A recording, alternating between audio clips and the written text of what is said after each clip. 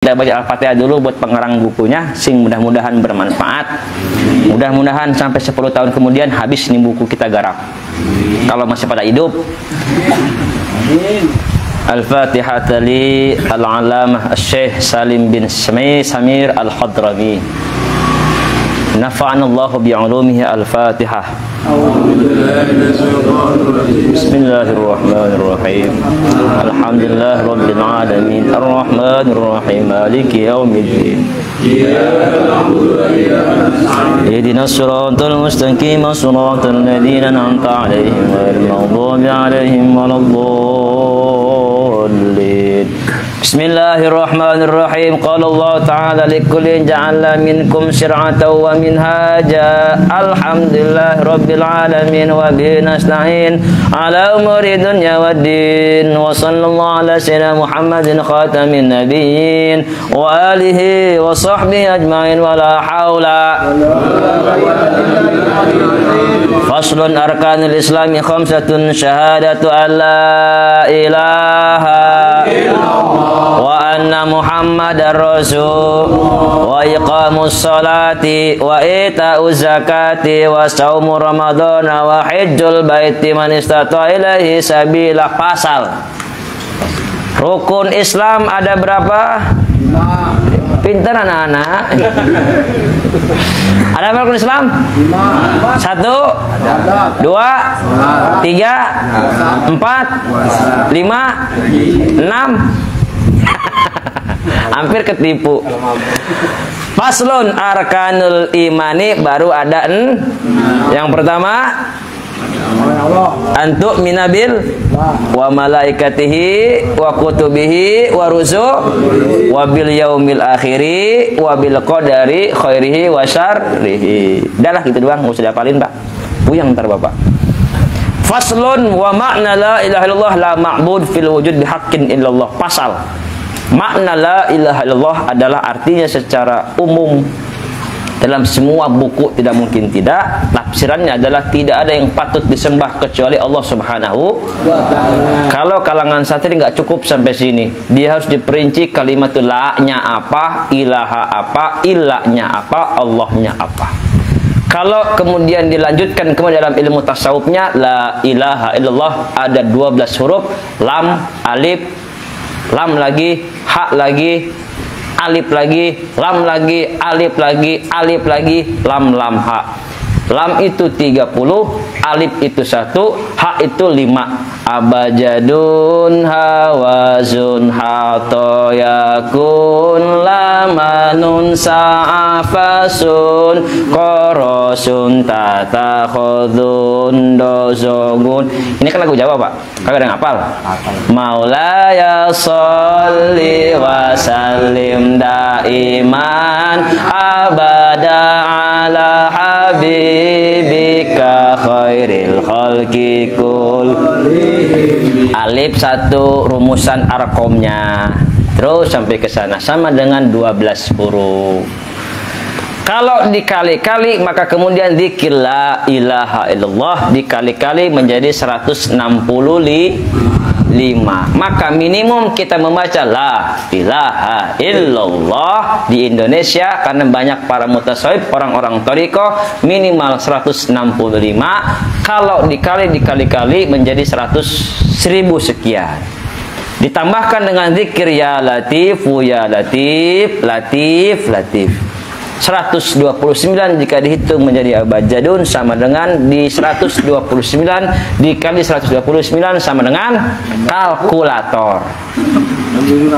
Coba 129 ditambah dikali 12 sama dengan 16.600. 61 menggoyahkan keyakinannya. Berapa, Pak? Sekian, sebanyak-banyaknya. Jangan bosan dengan kalimat la ilaha illallah. Ada teknik dan caranya. Maka ulama-ulama tasawuf mengajarkannya. Tarikan nafasnya seperti apa. Ditarik dari bawah ke atas. La ilaha illallah sampai ke latifatul qalbi di akhirnya. Hidupkan itu roh-roh kehidupannya kita. supaya sadar Bapak. Maka dari dulu sampai sekarang saya kurang sependapat kalau zikir la ilaha illallah orang kesurupan cuman gara-gara mestinya menghidupkan kesadaran. Maka pengarsa Bandung katakan zikir la ilaha illallah adalah menghidupkan kesadaran bersama Allah Subhanahu. Kudu sadar atau ja. Maka orang kesurupan berarti kurang sadar. Tidur itu enggak sadar. Maka hidupkan itu. Maka wajarlah satu-satunya manusia di saat tidur pun dia bukan tidur seperti kita, tibra. Namanya Kanjeng Nabi berbeda. Matanya merem tapi hatinya itulah makom Kanjeng Nabi Muhammadin sallallahu alaihi wasallam. Sing mudah-mudahan kita eling-eling semuanya. Sing eling-eling pakai zikir untuk melembutkan hati kita. Iya Bapak zikir, habis zikir Bapak ribut sama tetangga kan kurang enak. Nah, zikirlah yang melembutkan hati. Maka taklim ngaji. Gitu dibekali dengan kajian-kajian kalimat la ilaha illallah. Itu semua rangkaian rukun iman dan rukun Islam yang dipadukan dengan ketasawufan supaya lembut ke hati kita. Ilmu, baru kemudian urutannya syariat, tarekat, hakikat, makrifat. Kita mah syarat dulu. Ini aja belum tuntas-tuntas syariat. Dihafal sama kita bareng-bareng. Maka yuk bareng-bareng kita ngapalin. Bismillahirrahmanirrahim. Bismillahirrahmanirrahim. Faslun furudul wudu'i sitatun al awalu aniyatu asani ghuslul wajhi asalis ghuslul yadaini ma'al mirfaqaini ar-rabi mashu syai'in minar ra'si al-khamis ghuslul rijlaini ghuslul rijlaini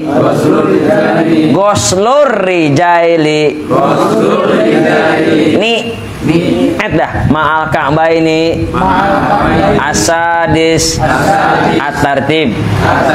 Dah cukup kan? Segitu dah. Wudu ini rukun-rukun wudu karena sebelum sholat mesti punya wudu. Aslinya nggak wajib wudu itu. Cuman begini Pak, Bapak kan punya rumah 2 tingkat ceritanya ada ya? Ada. Pak Gul tadi gue berapa tingkat? 5 ya.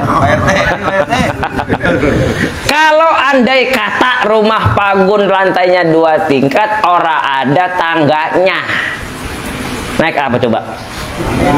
Lift kagak ada, eskalator kagak ada. Kali rumah Pak Hendra pakai eskalator.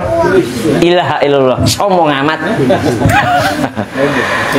Jadi keberadaan eskalator, lift dan tangga menjadi sebuah keharusan dan kewajiban buat naik lantai 2.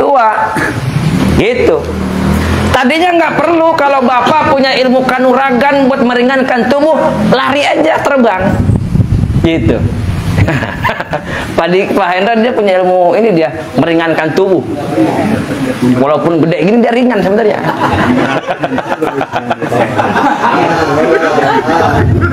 Bapak nggak tahu sih. Bapak kalau ke rumah Pak Iwan tuh di Blok N, dia ada lantai 2 cuma nggak ada tangganya. Karena dia sudah bisa ilmu meringankan tubuh. Set naik ke atas. Kan jangan aneh. Dia di sini nih. Sebenarnya dia lagi di sono, Pak. Pikiran di rumah janda. Itu ya, Pak. Bapak nggak bisa naik lantai 2 kalau kagak ada maka malayatimul wajib illa bihi fahuwa wajib. Yang sempurna, yang wajib nggak akan sempurna kalau nggak ada dia, maka dia menjadi wajib. Gitu. Maka kemudian karena kemudian syarat daripada syarat sahnya sholat adalah wudu, bersih, caranya dengan wudu. Maka wudu menjadi wajib cuman gara-gara disyaratin sholat sah menjadi karena ada wudu. Gitu. Jadilah wudu menjadi wajib, syarat sahnya sholat, ada rukun, ada syarat. Kalau rukun itu ya rutinitas itunya. Begitu Pak. Maka mesti tahu apa itu sholat.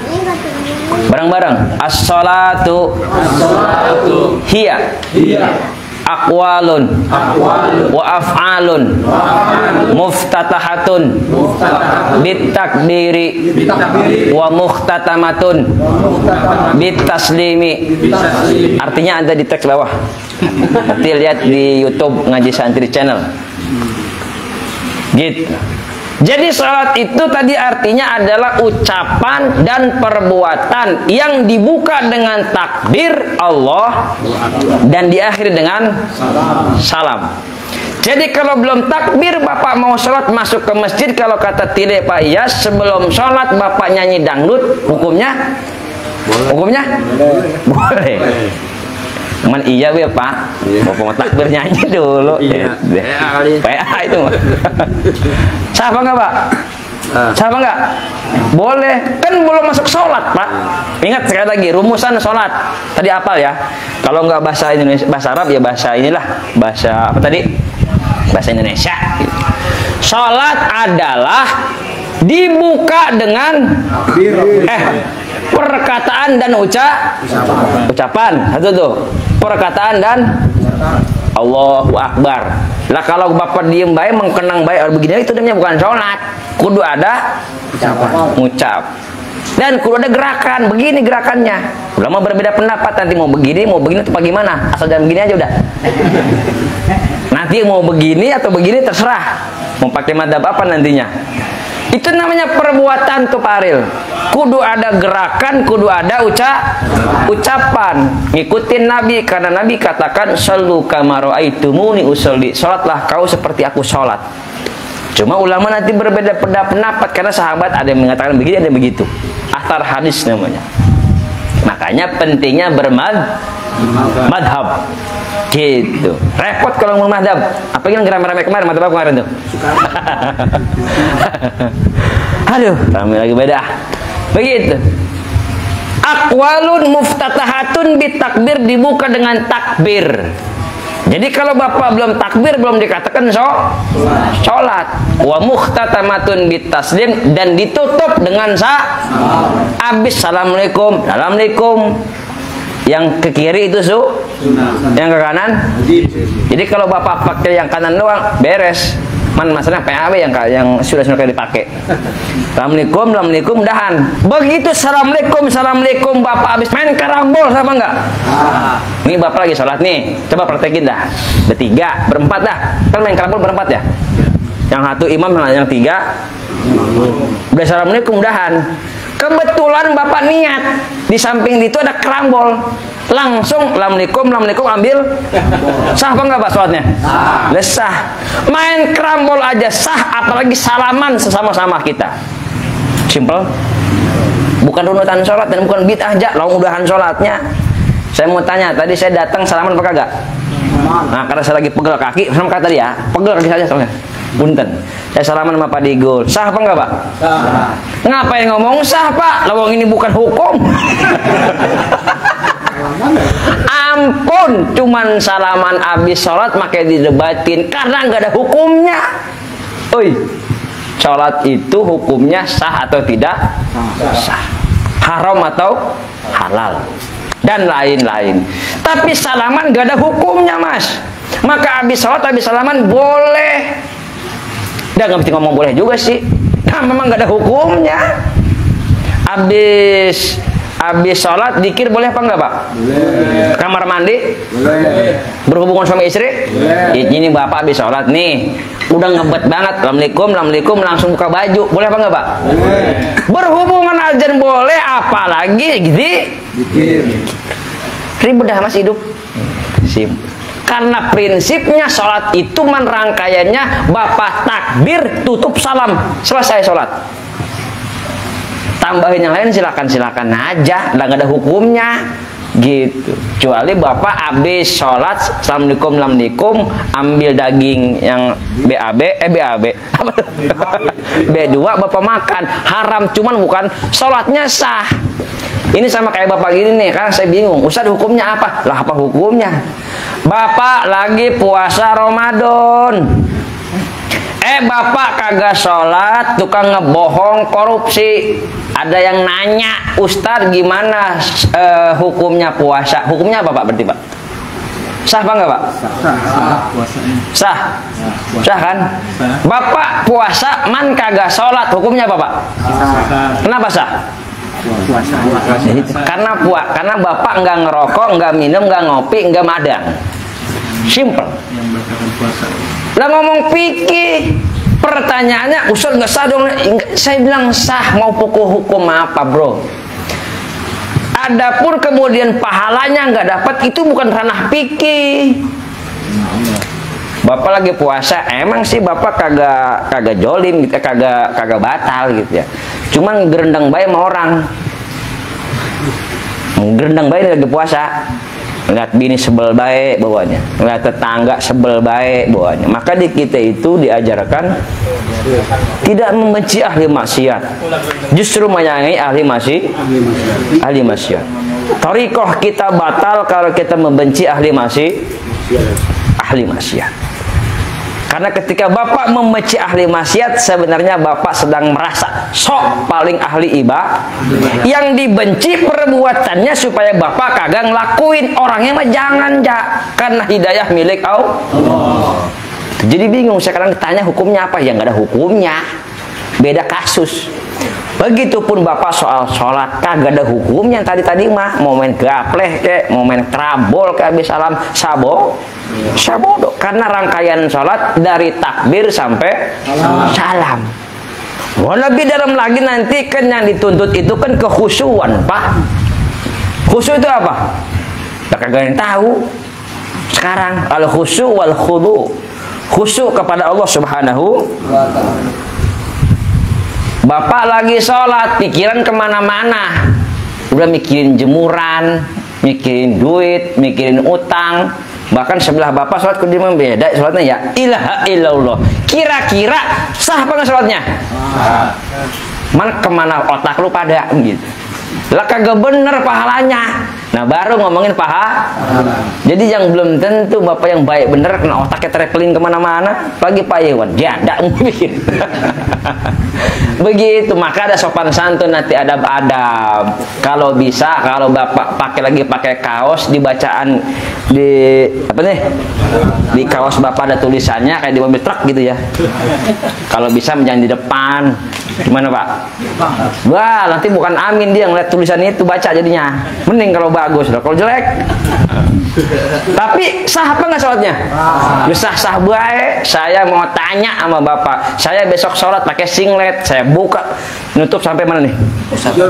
Pusar sampai mana? Dengkul. Kira-kira sah nggak apa sholatnya? Mandaglok doangan. Itu aja masalahnya Pak. Disebut dengan kaidah usuliyah, kaidah fikih. Maka saya pernah sering gini. Kalau ngajarin fikih cuma dari terjemah, ini jangan ngajarin. Saya tegas ngomong kayak gitu. Kalau ada yang ngajarin fikih cuma dari terjemah doang, ceramah kayak gini, jangan ceramah.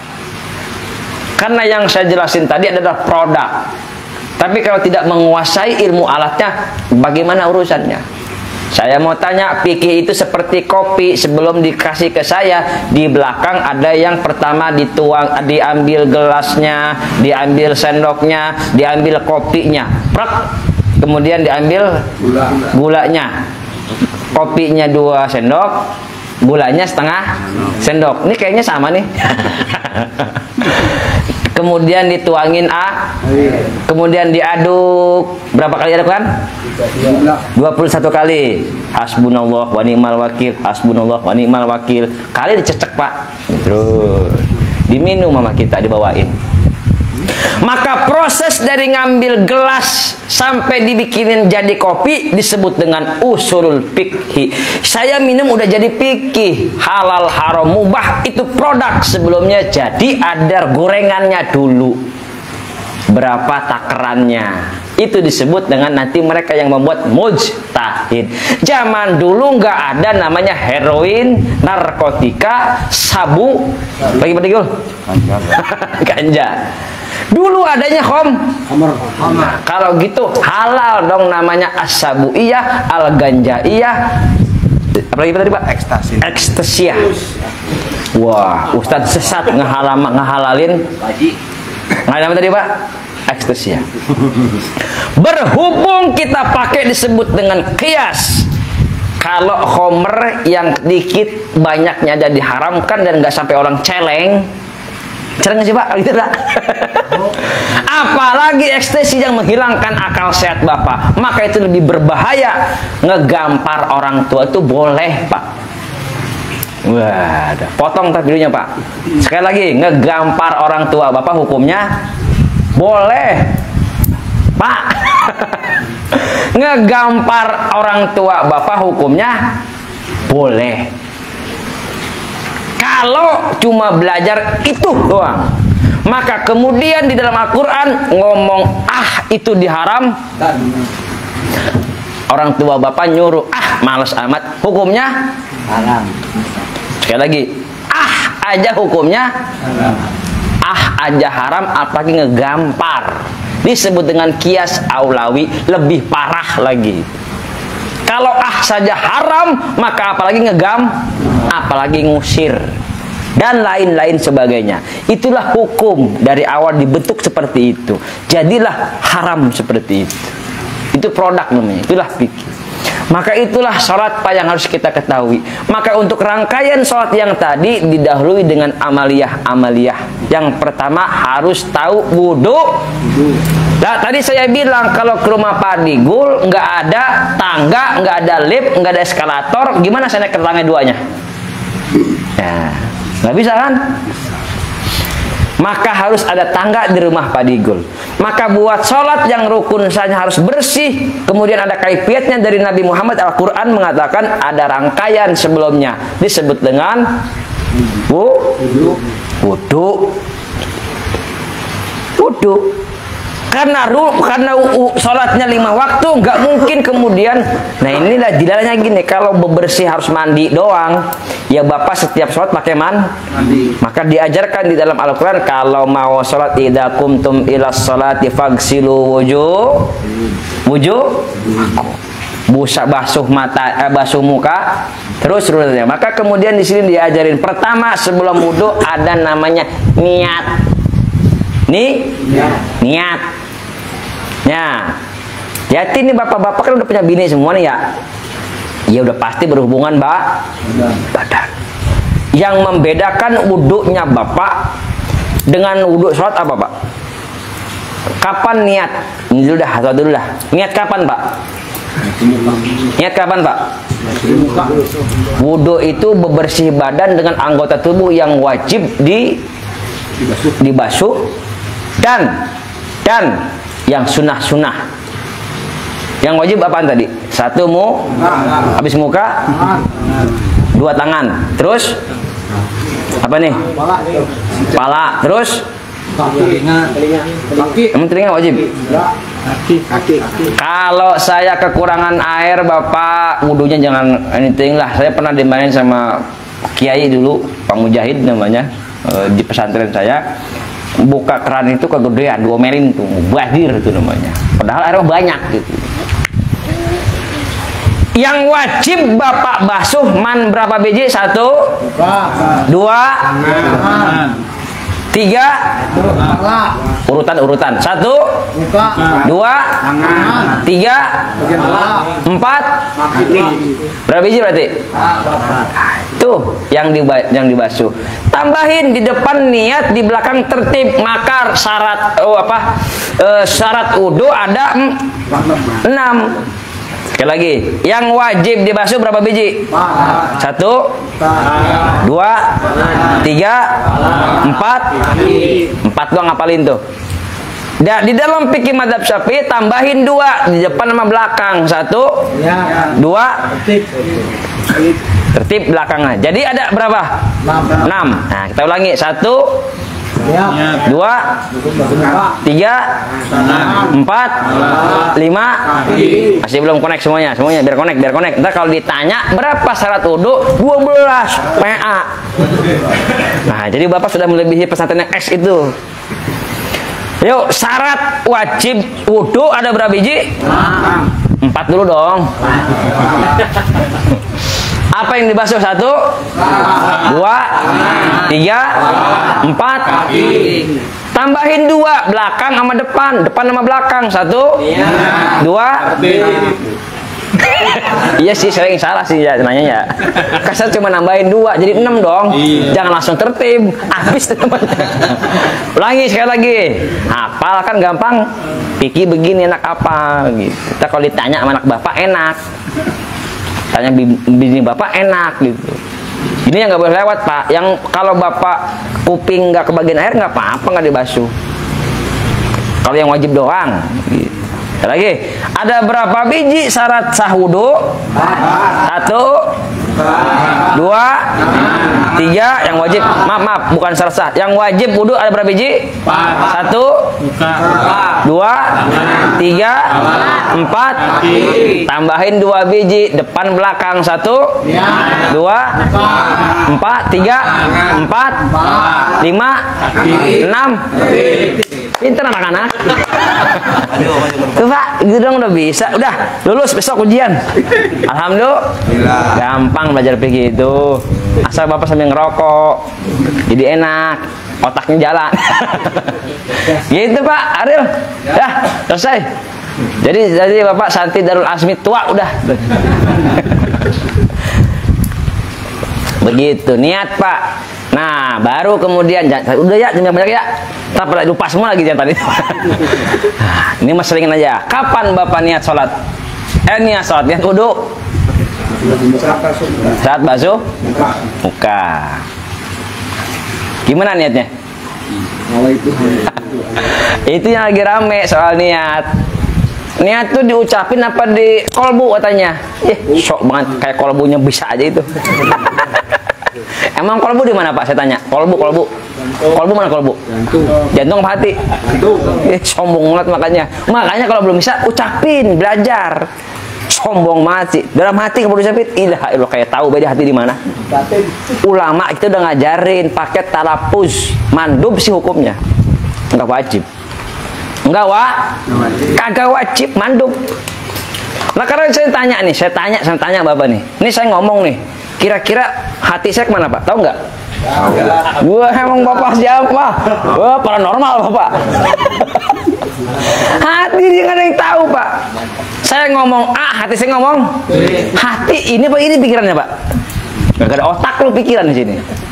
Mikir. Kalau hati apa sih Pak? Ini aja terjemahin susah Pak. Saya bingung, makanya diajarin dulu pakai talapuz biar meyakinkan. Tapi nggak wajib. Nah makanya diajarin kita pakai kata-kata. Apalagi ntar dalam wudu kita ada baca-bacaannya. Gitu, buat nganterin kekhusyuan. Nawaitul wudu'a. Siapa suruh ngikutin? Liraf'il hadasil asghar lillahi ta'ala. Itu cakep itu. Kapan tadi bacanya? Semuka. Kan kita ada bacaannya. Kalau dalam sunnah-sunnahnya ulama kita mengajarkan Allahumma bayyid wajhi yauma tabyadu wujuh wa taswaddu wujuh. Ya Allah, putihkanlah mukaku di hari orang-orang hitam semuanya. Nah, makanya Bapak hitam semua tuh. Makanya wajar orang banyak wudu walaupun hitam dekil bersih enak dilihatnya. Karena air itu doa yang tadi Allahumma bayyid wajhi yauma tabyadu wujuhun wa taswaddu wujuhun. Oh. Itu artinya kalau Bapak artiin ya Allah bersihkanlah mukaku di saat muka-muka orang lain hitam legem semua. Ntar hari akhirat. Ghurran muhajjalin, yang dipanggil sama Nabi nanti adalah mereka yang bersih asarul wujud, bebekas sholatnya dan mukanya bersih karena rajin wudu. Dan orang rajin sholat udah pasti rajin sholat. Orang punya udah pasti buat sholat. Gitu, maka dipanggil sama Nabi. Hauduka safil mubarrad wirduna yauman nusyuri. Nabi salam Ya Rasul salam alaika, ya Habib salam alaika,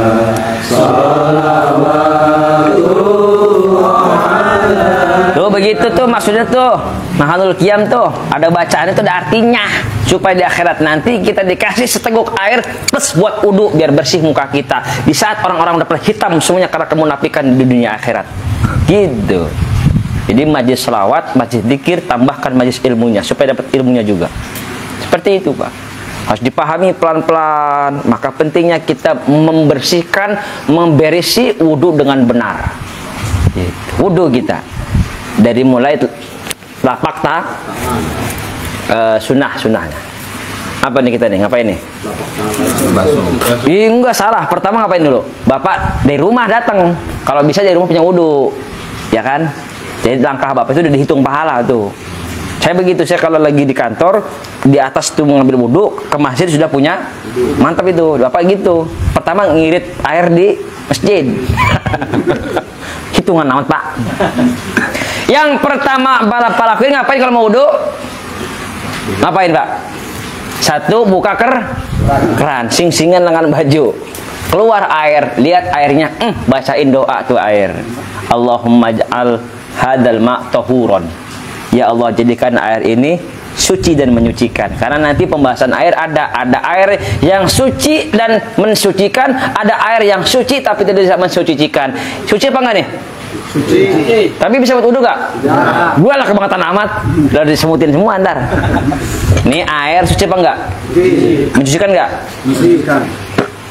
Ada air musammas, air yang kena air yang kena sinar matahari. Ada air yang dikonsumsi doangan dan lain-lain. Itu ntar pembahasan lebih dalam lagi. Di Jawa-Jawa atau di Banten banyak yang masih pakai kulah. Wudunya digituin tuh. Pakai tuh pikinya, kita udah jarang pernah pakai keran. Airnya boros semuanya. Lagian juga susah sekarang ya. Kalau Bapak di situ udah kagak pernah belajarnya, minimal 2 ku yang mengalir airnya dipakai wudu udah mantap bener. Udah kagak ada sekarang mah. Udah jarang. Paling di arah Jawa ke sana sampai Banten itu masih ada kayak gitu. Pakai ku set gitu. Sekarang hidupin air kemana kita kemana?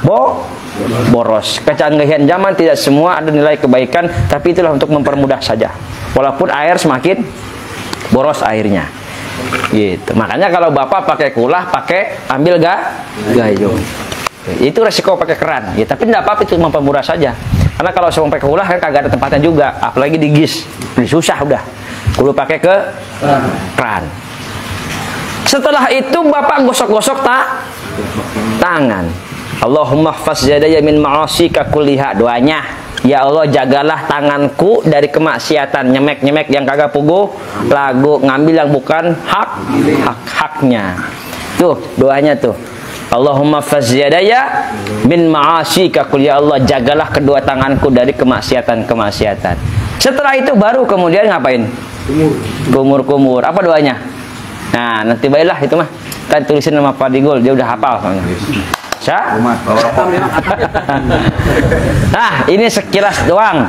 Intinya hal malam ini alhamdulillah semua sudah hafal tentang yang wajib daripada wudu. Itu dulu, ntar kalau kebanyakan hilang semua.